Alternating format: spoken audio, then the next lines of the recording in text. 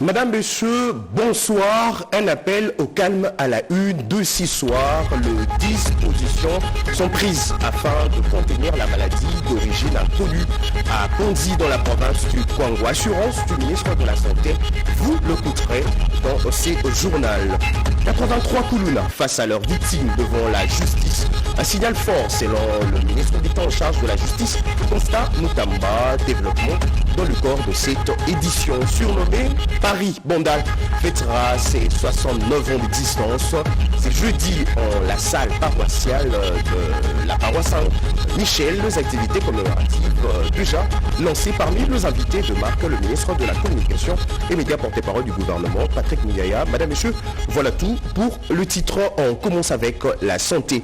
La population de Kwango appelée au calme et à la vigilance face à la maladie d'origine inconnue à Ponzi dans la province du Kwango. Le ministre de la Santé a donné des assurances. Toutes les dispositions sont prises afin de contenir cette épidémie. Robert Ndaye. Située à l'ouest de la République démocratique du Congo, la province du Kwango est touchée par une maladie inconnue ayant provoqué à ce jour plus de décès dans la zone de santé de Ponzi. Dr Samuel Roger Kamba a, au cours d'un point de presse, expliqué que le gouvernement de la République s'attelle à comprendre l'origine de cette épidémie en dépêchant, bien que l'accès à cette zone est difficile, pas de communication, pas de route. Dr Roger Samuel Kamba confirme avoir dépêché une équipe d'intervention rapide dans la zone affectée. Les indices sont similaires avec la grippe saisonnière. Il a été constaté qu'on a signalé plus ou moins 382 cas de ce phénomène et caractérisé par, premièrement, la fièvre, deuxièmement, la toux, troisièmement, le nez qui coule, ce qu'on appelle la rhinorrhée, et quatrièmement, des maux de tête et de courbatures. Donc vraiment un syndrome qui ressemble à un syndrome de grippe. Et avec, pour certains enfants et pour certaines personnes qui sont décédées, une détresse respiratoire, donc des difficultés à respirer qui surviennent suite à cette grippe. Cette équipe a pour, entre autres missions, de réaliser le prélèvement d'échantillons auprès des patients pour une analyse au laboratoire. Nous sommes en alerte maximale. Dès que nous avons eu l'alerte, l'équipe est partie. Et nous avons tout ce qu'il faut pour répondre à une épidémie. Nous avons tout. Nous avons une protection contre les infections, nous avons un médicament, mais il nous faut faire le diagnostic. On ne peut pas commencer à distribuer les médicaments en disant ok, on va donner les antibiotiques à tout le monde, on va vacciner tout le monde, sans d'abord faire le diagnostic. Dr Samuel Roger Kamba dit attendre les résultats des diagnostics avant tout traitement, mais appelle la population au calme, à la vigilance et au strict respect des mesures préventives. Quant à la maladie de Mpox, l'évolution est bonne sur le terrain. Bien avant, les députés provinciaux du Kwango étaient avec le ministre de la Santé publique, Dr Samuel Roger Kamba, pour avoir des informations précises sur la situation de la maladie d'origine inconnue qui secoue la province avec des décès chaque jour dans la zone de santé de Ponzi. Cette visite marque une étape importante dans la prise en charge de cette crise sanitaire et témoigne de la volonté des autorités de répondre rapidement et efficacement à la situation sur le terrain. Venus de Goma, les enfants victimes de l'agression rwandaise sur le sol congolais étaient à la chambre basse du Parlement congolais. Ils ont déposé un mémo au président Vital Kamerhe, Anim Balaka et Patrick Badibanga.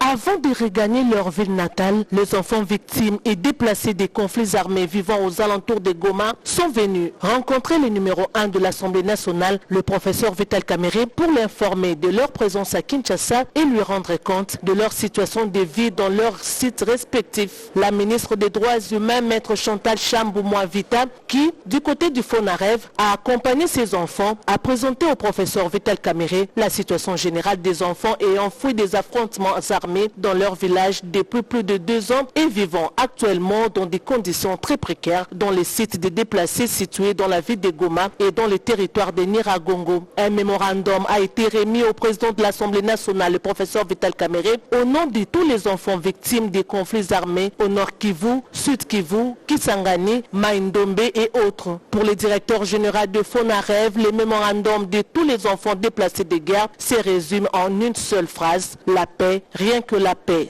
Ils veulent la paix d'abord et ils veulent rentrer chez eux. retrouver leur milieu de vie et une activité normale. Très positive évidemment, comme on pouvait s'y attendre, des engagements comme les autres parties prenantes à continuer à se battre et à travailler pour que très rapidement la paix revienne, surtout dans cette partie Est. Les enfants des Goma appellent les décideurs à l'action afin d'œuvrer pour le rétablissement d'une paix durable à l'Est, soutenir les processus de réintégration des communautés affectées par les conflits, assurer la sécurité des Congolais vivant dans les régions affectées par les conflits en œuvrant pour le rétablissement de l'autorité de l'État. En tant que parent, le président Vital Kamerhe a apporté un soutien financier et leur a prodigué des sages conseils.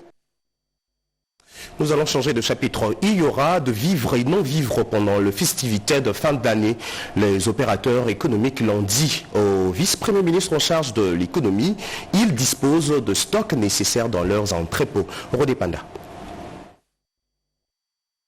Il n'y aura pas de rupture de stock en cette période des fêtes de fin d'année en dépit de la forte demande des biens de consommation.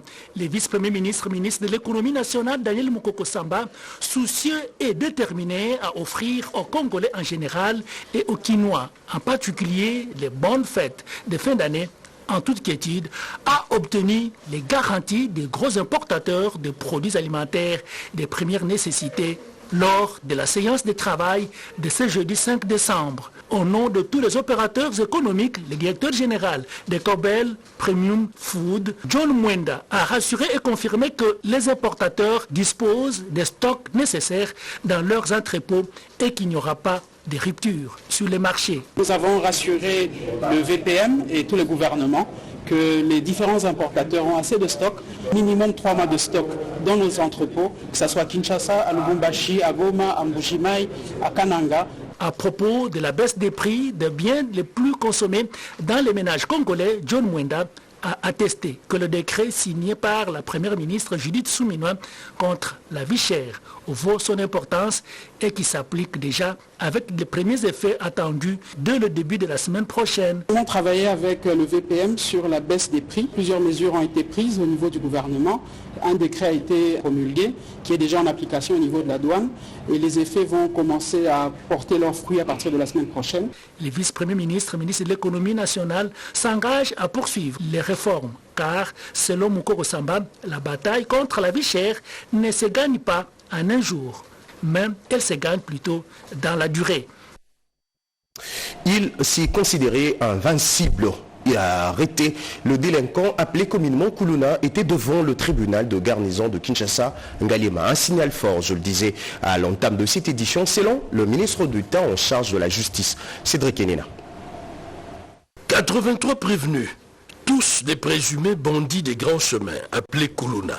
Un peu contrariés par la tournure des événements, ils répondent de leurs actes devant les tribunaux des garnisons de Ngaliema en audience foraine, en présence du ministre d'État, ministre de la Justice et garde des Sceaux, Constant Mutamba Tungunga. Ces procès publics est la preuve de la détermination du gouvernement à restaurer la paix et la sécurité dans les quartiers où le taux de criminalité prend une courbe ascendante à travers son caractère dissuasif. L'opération Zéro Kuluna consiste donc à traquer tous les Kuluna qui sèment mort et désolation dans nos villes, les faire juger et comme je l'avais annoncé hier, condamnés à mort et ceux qui sont condamnés à mort seront exécutés. Cela servira de leçon et remettra de l'ordre et de la paix dans notre société. Nous avons choisi quelques prisons, dont celle de Angenga. Nous prenons déjà toutes les dispositions logistiques nécessaires pour les évacuer tous à l'intérieur. Une fois reconnus coupables et par rapport à la gravité des faits, les prévenus encourent la peine maximale ou encore un emprisonnement dans des prisons de haute sécurité. Parlons toujours justice. Chaque magistrat aura son guide pratique disciplinaire. Le document est gratuit. Le président du Conseil supérieur de la magistrature a lancé ses guides pratiques lors d'une cérémonie dans la salle Marcel Liaou de la Cour de cassation. Edith Chala. Au cours de cette cérémonie, le guide pratique disciplinaire des magistrats a été présenté. un outil clé de 197 pages élaboré par le Conseil supérieur de la magistrature. Préfacé par Dieudonné Kamouleta, président de la Cour constitutionnelle et du Conseil supérieur de la magistrature, ce guide décrit en détail la procédure disciplinaire de la commission de faute à l'exécution des décisions de la Chambre de discipline. Prenant toute la mesure de ces déclarations solennelles, teintées de gravité du premier des citoyens congolais, le Conseil supérieur de la magistrature réuni ce jour dans cette salle de la Cour de cassation, la plus haute juridiction de l'ordre judiciaire, pour lancer un appel au bannissement des pratiques corruptives au sein de la magistrature et rappeler que tout magistrat qui a accepté de faire carrière au sein de ce corps d'élite doit peser la charge et l'attente de toute la nation dans son ministère et dans le service qu'il rendra. Pour Dieudonné Kamouleta, la publication de cet ouvrage répond aux attentes exprimées par le chef de l'État Félix-Antoine Tshisekedi en matière de justice et invite les magistrats à bannir les antivaleurs pour redonner à l'appareil judiciaire toute sa crédibilité. Moment fort de la cérémonie, la remise du guide à l'assistance. Cet outil sera distribué gratuitement à tous les magistrats et mis à la disposition dans les bibliothèques des cours et tribunaux.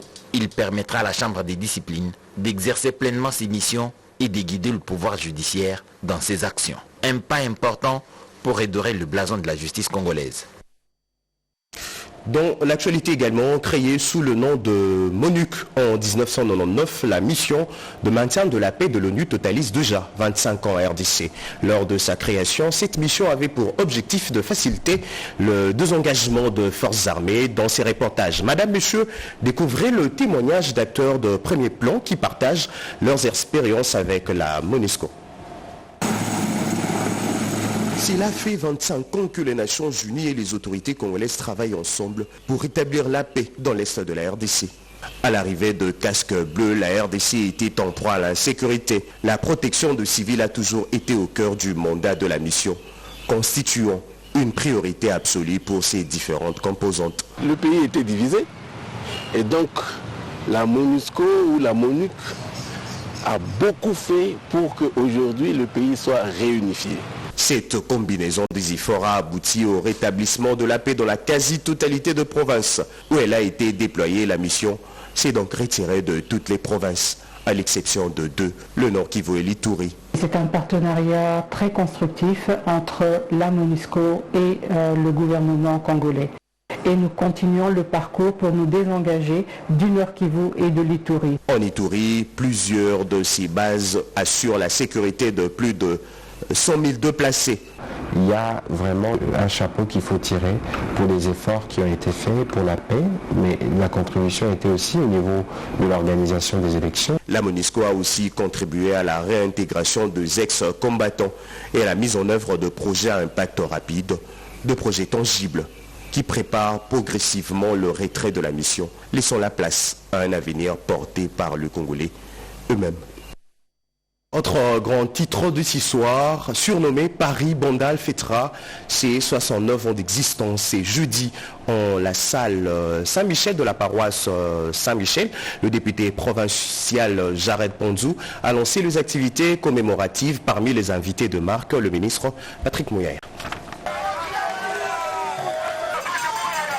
Deux personnalités politiques, vice-gouverneurs, ministres, députés à l'assaut de la grande salle de la paroisse Saint-Michel de Bandalungwa. L'activité du jour, le lancement, deux activités marquant le 69 ans depuis la création de la commune de Bandalungwa.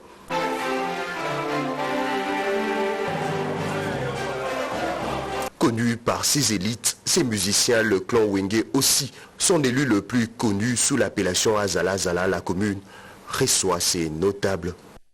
Après avoir signifié que la municipalité est une référence pour plusieurs en raison des icônes qui la représentent dans diverses secteur, l'initiateur et organisateur de cette grande messe, le député provincial Jared Panzou, a fait savoir que plusieurs activités sont en vue en marge de la célébration proprement dite. Ces événements s'est organisé avec la participation de toutes les forces vives de notre commune de Bangalunga. Vous avez remarqué par vous-même l'implication du bourgmestre, vous avez remarqué la présence des conseillers communaux, vous avez remarqué la présence remarquable de la notabilité de Bangalunga qui s'est restructurée. Parrain de ces rendez-vous, le ministre de l'Écoute et de la Parole, Patrick Mouyaya, a appelé tout le natif de Bondalungwa d'Indaloa à se faire bâtisseur pour propulser cette municipalité. Cette commune doit être une commune à plusieurs titres exemplaires. Pour vous donner un exemple, moi qui suis de Bonal, aujourd'hui je porte la parole de toute la République démocratique du Congo. Mais c'est parce que le président de la République a regardé, il a vu que de Bonal, on pouvait avoir des ressortissants qui pouvaient porter la voix de toute la République.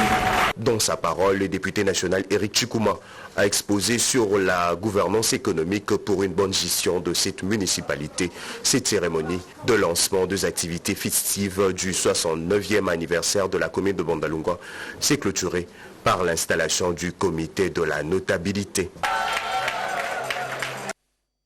Dans un autre registre, à la quête de solutions pour de villes Asseni en RDC, le ministre délégué multiple de contact Tengue Telito revient d'une mission officielle en Pologne où il a visité l'usine d'incinération municipale de déchets médicaux et a échangé avec les opérateurs économiques. Luzen Sakala. Réduire les inégalités entre les villes de la RDC pour des villes assainies et attrayantes, le ministre délégué à l'urbanisme et à en charge de la politique de la ville veut s'imprégner des modèles des autres. En mission officielle en Pologne, Didier Tengue Telito a visité l'usine d'incinération municipale des déchets médicaux dans la ville de Katowice.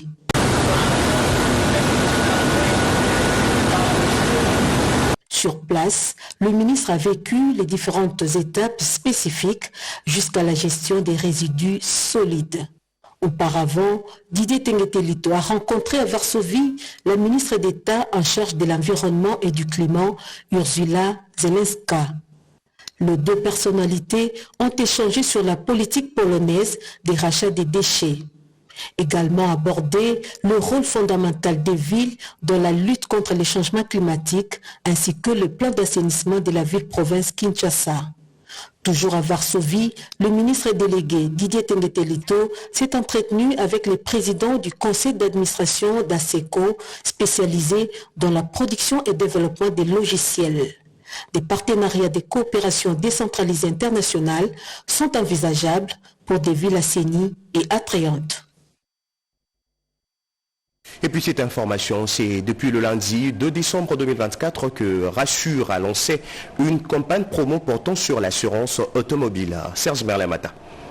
L'objectif de cette campagne qui vise à encourager les clients de souscrire à une assurance automobile Autosure et de pouvoir les aider à bénéficier à une prise en charge efficace. À l'occasion du lancement de cette initiative, Arnaud Mbongo, responsable régional de Rassure Assurance, a mis l'accent sur la particularité des avantages de cette solution adaptée à tous les clients ainsi que l'importance de souscrire une assurance automobile Autosure. Nous mettons à votre disposition plusieurs autres prix à gagner, notamment un séjour à Dubaï pour 2 personnes, tous frais payés par assurance. Mais cette assurance automobile a pour but principal d'abord de vous permettre à conformer aux règles de mise en circulation de votre véhicule qui est dictée par la loi. Deuxièmement, vous faciliter les démarches d'obtention de votre carte rouge, comme l'exige la loi actuellement en vigueur en RDC. Pour cette année, la Rassure Assurance a introduit une nouveauté majeure, comme l'a expliqué Dr Yann Kaloubi, chef des services santé chez Rassure Assurance. Il s'agit de secondes avis médicales visant à sécuriser davantage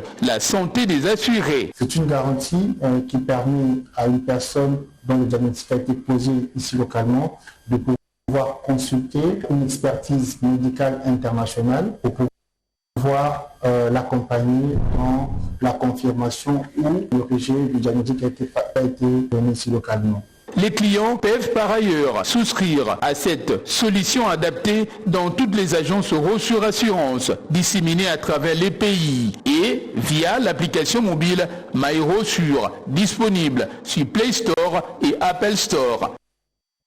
Tout à fait autre chose. 5 ans, 3 ans, depuis que les Émirats Arabes Unis existent dans sa stature actuelle. Une cérémonie de célébration à laquelle la ministre des Affaires sociales a été associée a eu lieu à Kinshasa. Elie Tchala.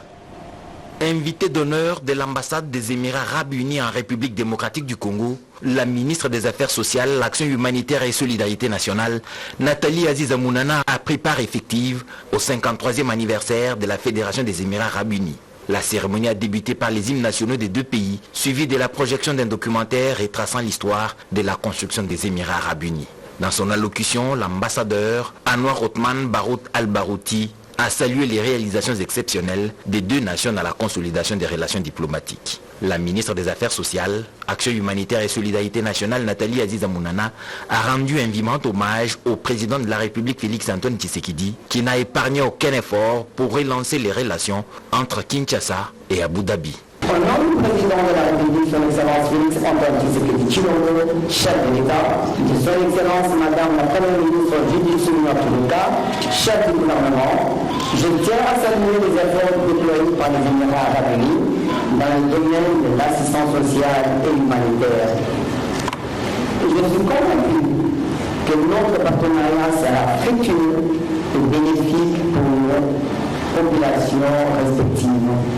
La ministre des Affaires sociales, Action humanitaire et solidarité nationale, Nathalie Aziz Amounana, et l'ambassadeur des Émirats Arabes Unis à Kinshasa, Anwar Othman Barout El-Barouti, ont par la suite communié autour du gâteau marquant l'anniversaire de la Fédération des Émirats Arabes Unis. L'ambassadeur a guidé son hôte de marque dans la visite des portraits retraçant l'histoire de son pays. C'est une campagne de levée de fonds au profit de groupes vulnérables. Campagne portée par le Fonds national de promotion et de services sociaux. Un reportage signé Cédric Kenina. Les programmes des relèvements socio-économiques des groupes vulnérables, des personnes nécessiteuses ainsi que des dépendants de forces de défense et de sécurité à travers l'appui à la sécurité alimentaire et à la protection sociale. Les cas d'espèce, l'objectif poursuivi est de mobiliser suffisamment de fonds pour appuyer les activités du plan de contingence pour les relèvements et la stabilisation socio-économique de la population congolaise, note cependant Alice Mirimo, administrateur général du Fonds national de promotion et des services sociaux. Ces ressources, ce sont des ressources qui proviendront et de la population et de toutes les personnes intéressées, des partenaires et de chaque citoyen dans cet élan de solidarité pour participer à ces activités. Présent à cette activité, le directeur de cabinet de la ministre des Affaires sociales, Action humanitaire et solidarité, représentant la ministre, a rassuré l'assistance quant à l'accompagnement dans la mise en œuvre des activités liées à cette campagne de collecte des fonds. Plusieurs stratégies ont été mises en place par le FNPSS pour organiser cette campagne, entre autres l'obtention et l'opérationnalisation du numéro court spécial par l'autorité des régulations des postes et télécommunications, les protocoles d'accord avec les entreprises des télécommunications, la conception des visuels des communications, conception logicielle des levées de fonds, acquisition des logiciels pour la campagne et autres. Au-delà de la RDC, l'Agence nationale pour la promotion des investissements ANAPI était présente aux travaux de la 16e édition du forum MEDEI tenu au Maroc. Occasion pour son directeur général intérimaire de préciser ce qui suit. La 16e édition du Forum international MEDEI tenu dans la province marocaine de Tanger a offert à la centaine de pays participants d'étaler leurs réflexions sur les souverainetés et résilience vers un nouvel équilibre mondial. Ces assises internationales, auxquelles a pris une part active la République démocratique du Congo, à travers la première ministre, ont vu le directeur général ad intérim de l'Agence nationale pour la promotion des investissements ANAPI, le professeur Bruno Chibango-Kabaji, exposer sur les missions et rôles de sa structure en tant que guichet unique pour les investissements en RDC. Il existe beaucoup devant les investisseurs potentiels. quand vous voulez bien investir en République démocratique du Congo, il y a une seule porte d'entrée, une seule sorte de c'est-à-dire la nature. Quand vous entrez par plusieurs portes, alors qui ne sont pas assez acceptés et que vous avez le devoir, ce sera votre problème. Cette 16e édition s'est déroulée dans un contexte de tensions géopolitiques croissantes et de fragmentation de l'ordre international. Elle a permis d'explorer le moyen de renforcer les souverainetés nationales et régionales et de construire une résilience partagée face aux crises mondiales. Parlons éducation à présent. La faculté de psychologie et sciences de l'éducation de l'UNEKIN vient de sortir un doctorat à thèse. Il s'agit du chef de travaux Didier Bonzeke Solé. Après délibération à huis clos, le jury a pris la décision suivante. Monsieur le chef de travaux Didier Bonzeke Solé a réussi avec la mention la plus grande distinction. Par cette mention que le récipiendaire jusque-là, chef de travaux Didier Bonzeke Solé, est entré dans le cercle très fermé des docteurs à thèse de la faculté de psychologie et sciences de l'éducation. Identification et ventilation de la formation continue sur l'application pédagogique de punition en classe par les enseignants de la province éducationnelle du Congo central. C'est le thème de cette dissertation doctorale défendue avec brio devant un jury constitué de maîtres à penser tous les professeurs ordinaires. Le sujet est très bénéfique, nous l'estimons. Aujourd'hui, l'évolution sociétale, c'est à la vitesse de l'éclair. Et la profession enseignante doit s'adapter à l'évolution législative, juridique, sociale, psychologique, administrative de notre pays. Ce travail intellectuel aura le mérite de jeter le base sur certaines pratiques de l'enseignement, notamment accepter et s'adapter aux mutations sociétales du XXIe siècle dans l'hyperprotection de l'enfant en mettant un accent sur les relations enseignants et enfants. En province, lors de son séjour dans le Haut-Ouélé, le ministre de Mines a défini la feuille de route de mines dans cette province de la RDC. Le 60e anniversaire en hommage à la sœur Annualité Ngapeta a connu la participation de quelques membres du gouvernement dans la délégation de la première ministre Judith Souminois à Issuro, chef-lieu de la province du Haut-Ouélé. Parmi eux figurait le ministre de Mines Kizito Paka. Et puis, le notable et les autorités coutumières du Nord Kivu proposent de pistes de solutions pour mettre fin à la sécurité dans cette partie de la RDC. Le 60e anniversaire en hommage à la... C'est avec une volonté très prononcée d'apporter leur contribution à la restauration de la paix et la résorption des questions sécuritaires que les autorités traditionnelles et notabilités du Grand Kivu ont récemment exprimé leur engagement pour la paix à travers leur porte-parole Joseph Nkinzo. Exprimons nos préoccupations et recommandations sur le processus de paix en cours, notamment le processus de Luanda et la redynamisation de l'accord cadre d'Addis Abeba, tout en insistant sur l'importance de l'inclusion des acteurs pour une paix durable.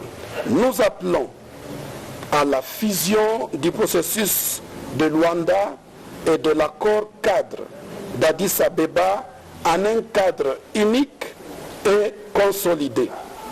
Une coordination renforcée de l'inclusion des communautés locales. Nous déplorons l'exclusion des communautés locales et des chefs coutumiers des processus décisionnels.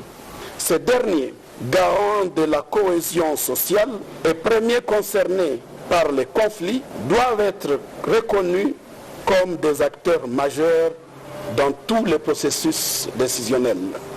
Cette initiative des autorités traditionnelles du Grand Kivu met en avance leur connaissance approfondie des dynamiques locales et l'importance de leur implication aux côtés des parties prenantes pour bâtir une paix inclusive et durable dans la région des Grands Lacs.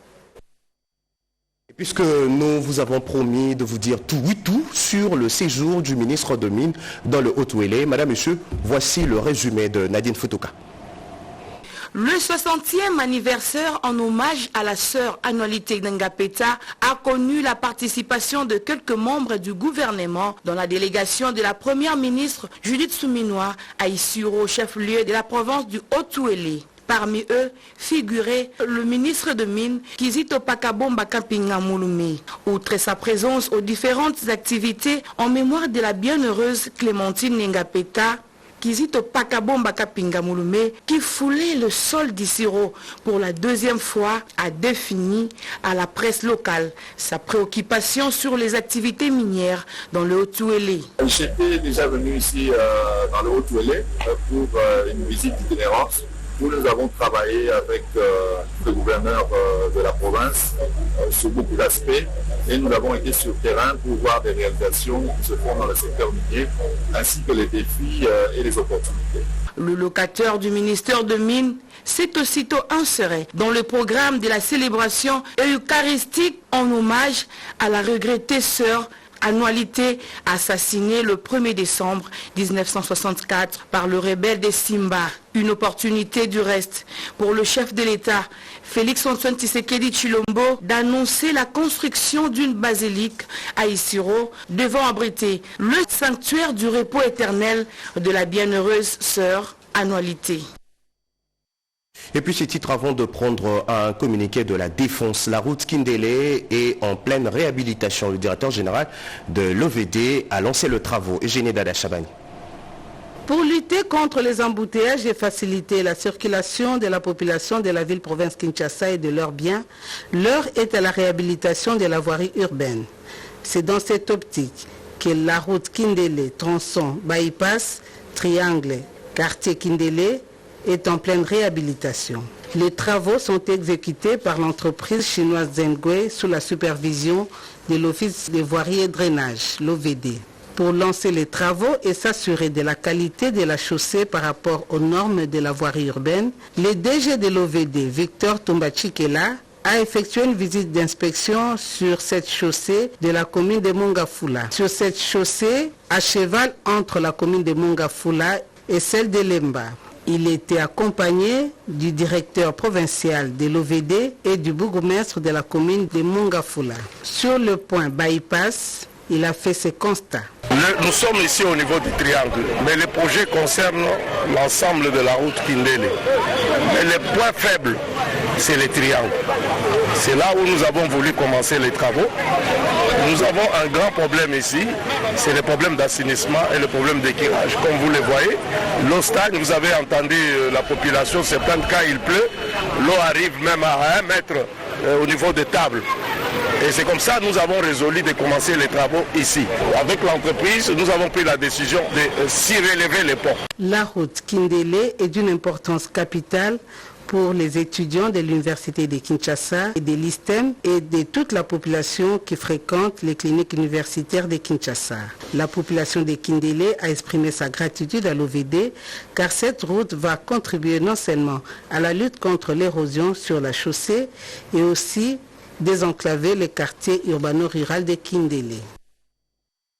Madame, Monsieur, voilà tout pour ce soir. L'actualité reste en continu en français, en lingala, en swahili, en lingala, qui congo sur la RTNC, la RTNC.cd retrouvée. Bobo Mokonzi à 23h de Kinshasa pour de nouveaux titres d'actualité. Bonsoir chez vous.